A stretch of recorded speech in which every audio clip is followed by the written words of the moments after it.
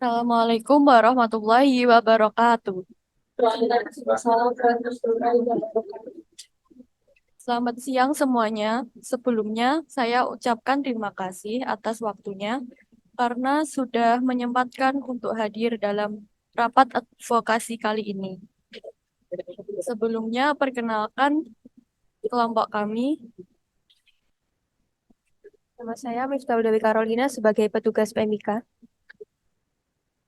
Perkenalkan nama saya Yarica Fatika Sari sebagai petugas PMIK. Perkenalkan nama saya Dian Prastika, petugas PMIK. Perkenalkan nama saya Oktaviani Putri Widianti dari petugas PMIK. Perkenalkan, saya Nanda Diatrisa Widiantara sebagai petugas PMIK.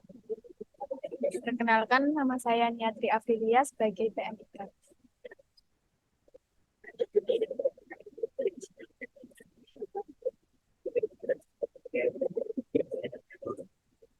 Kenalkan, nama saya Muhammad Dimas Fatahila menjadi pemangku, menjadi direktur. Perkenalkan, saya Niki Oktaviani sebagai pasien. Perkenalkan nama saya Nabila Sabrianto sebagai keluarga pasien. Perkenal- Perkenalkan, nama saya Sinta Surya Putri sebagai Departemen TI. Perkenalkan, nama saya Anissa Putri Adiati sebagai manajemen. Perkenalkan saya Monika Mauldan Makfirat sebagai administrasi. Kami akan membahas tentang upaya meningkatkan penggunaan sistem telemedicine di Puskesmas Jatisari. Telemedicine adalah layanan kesehatan berbasis teknologi yang memungkinkan para penggunanya berkonsultasi dengan dokter tanpa bertatap muka dengan atau secara dokter tanpa jarak jauh dalam rangka memberikan konsultasi diagnostik dan tata laksanaan perawatan pasien. Di Indonesia, meskipun masih tergolong baru, penggunaan telemedicine sudah banyak digunakan oleh masyarakat. Di sini ada analisis masalahnya. Yang pertama, keterbatasan akses pasien ke layanan medis. Dari situ, solusinya yang pertama, kalian bisa konsultasi medis online. Pasien dapat mencari dokter yang menawarkan konsultasi medis online melalui video call atau pesan teks. Ini dapat membantu mengatasi hambatan jarak. Yang kedua, itu ada telemedicine, yaitu layanan telemedicine memungkinkan pasien untuk berbicara dengan dokter melalui telepon atau video call dan mungkin juga dapat memberikan resep obat.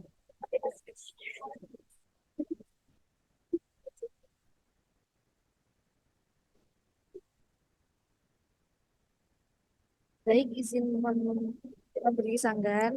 Mengapa menurut kalian telemedicine sebagai solusi bagi pasien yang tinggal di daerah terpencil yang juga kesulitan untuk mendapat akses teknologi?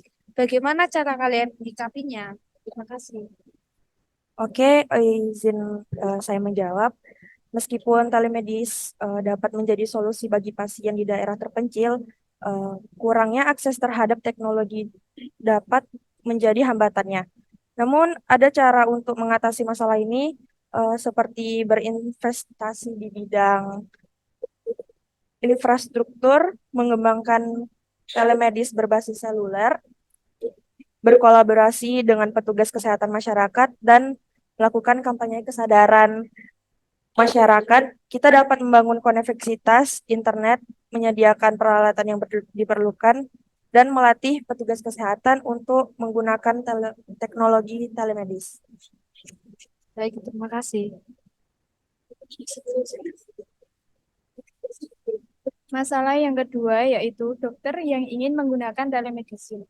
Kita dapat melakukan pelatihan dan petunjuk penggunaan yang memberikan pelatihan intensif kepada dokter dan staf terkait tentang cara menggunakan platform telemedicine dan menyediakan petunjuk penggunaan jelas dan mudah dipahami.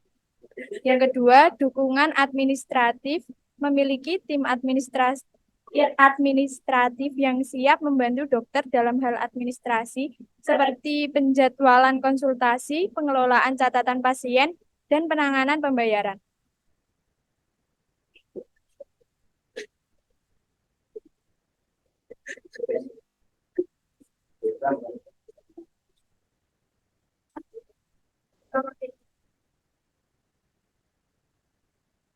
Meskipun pelatihan intensif diberikan, kendala teknis mungkin tetap muncul selama penggunaan. Bagaimana platform telemedicine ini akan merespon dan memberikan dukungan teknis yang diperlukan.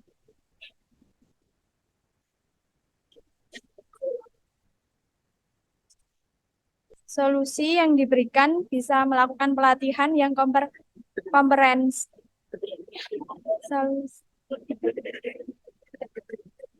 Solusi yang dapat diberikan, platform telemedicine akan merespon dengan memiliki tim dukungan teknis yang siap memberikan bantuan segera ketika kendala teknis muncul selama penggunaan.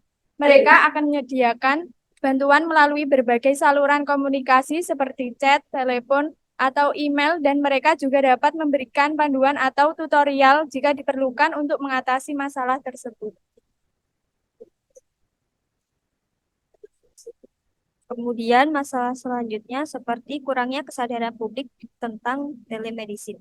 Nah, untuk mengatasi kurangnya kesadaran publik tentang telemedicine adalah dengan melakukan kampanye edukasi melalui media sosial, situs web, dan media cetak untuk memberikan informasi tentang manfaat telemedicine, cara penggunaannya, serta keamanan dan privasi yang terkait.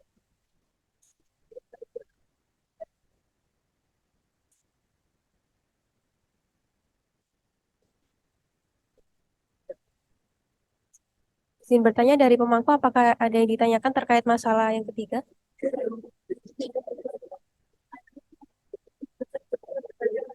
Baik, terima kasih. Akan saya lanjutkan. Maka dengan kasus-kasus yang sudah dibahas tadi, maka solusi dengan kampanye edukasi dan dukungan teknologi menjadi solusi yang tepat untuk mempromosikan telemedicine, yaitu dengan kampanye edukasi masyarakat, yaitu meluncurkan kampanye edukasi yang melibatkan seperti seminar, brosur, poster, dan pengumuman di media massa untuk memperkenalkan konsep telemedicine kepada masyarakat. Kemudian juga meningkatkan pelayanan pelanggan, yaitu dengan menyediakan layanan pelanggan yang responsif dan ramah untuk membantu pasien dalam menggunakan sistem telemedicine. Dari aku, apa ada yang ingin ditanyakan?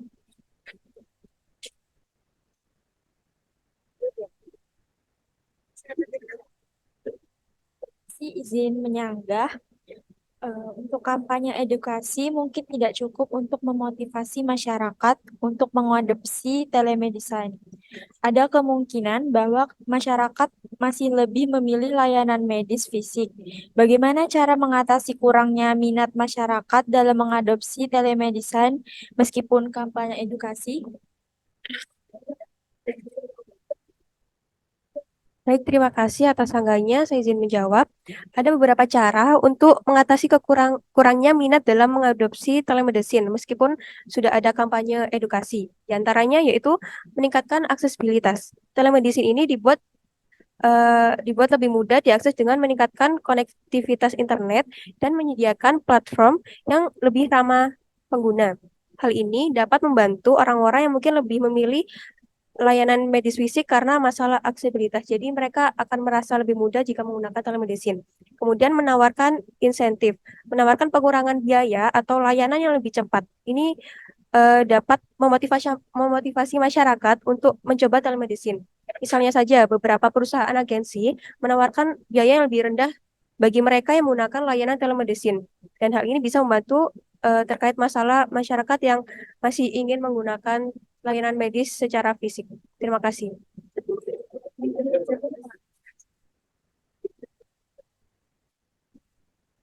Apakah ada sanggahan lagi dari pemangku? Izin menyanggah. Bagaimana memastikan bahwa kualitas layanan medis tetap tinggi saat fokus diberikan kepada teknologi?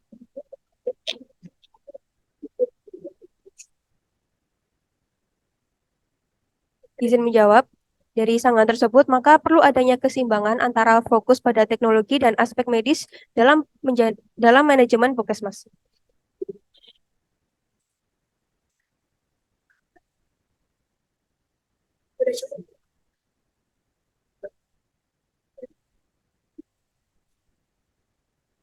Cukup, terima kasih. Baik, sekian dari kelompok kami. Wassalamualaikum warahmatullahi wabarakatuh.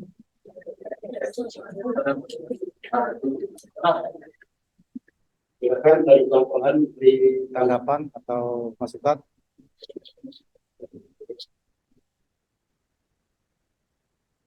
Silakan untuk kelompok lain.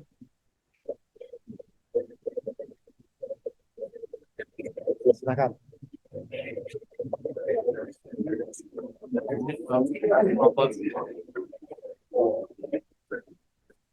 Izin bagi kelompok yang bertugas. Yang pertama-tama saya mengapresiasi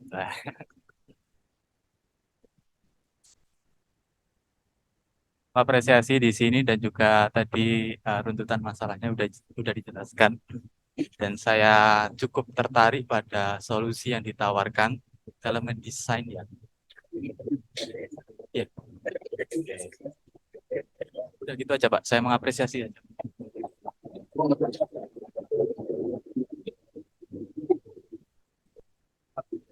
Terima kasih. Sini kita koreksi sedikit ya untuk kelompok 3 ya. Kelompok 3 di sesi 2. Di sini untuk pemangku kepentingan ini kan isunya terjadi di puskesmas. Nah, jadi ketika terjadi di puskesmas yang menjadi pemangku kepentingannya siapa saja? Administrasi, terus keluarga pasien, terus dokter, bisa, terus. Nah, di sini tetap saya koreksi sedikit ya. Ketika isunya terjadi di puskesmas, itu bukan direktur ya, tapi kepala puskesmas atau pimpinan ya. Ya, di sini kan tadi sebagai pemangku kepentingannya itu direktur. Sedangkan ini kasusnya terjadi di puskesmas. Jadi yang menjadi pemangku kepentingan atau yang mengambil kebijakan itu kepala puskesmas atau pimpinannya, bukan direktur. Nah, itu perlu bisa dibedakan ya untuk puskesmas dan rumah sakit. Kalau di rumah sakit itu direktur, kalau di puskesmas itu pimpinan atau kepala puskesmas. Itu ya untuk kelompok kelompok 3. Dan selanjutnya untuk solusinya misalnya tadi flyernya tidak ditampilkan. Nah, kalau ketika kita melakukan presentasi ke pihak pemangku kepentingan, solusi yang kita berikan harus ditampilkan. Jangan hanya kita melakukan telemedicine misal, tapi flyernya tidak ada gitu kan. Jadi nanti pihak pemangku kepentingan ini juga bingung yang kayak gimana gitu kan. Anggaplah kita misal orang masih tidak mengenal apa itu telemedicine misalkan, jadi ditampilkan terus dijelaskan ya untuk flyernya.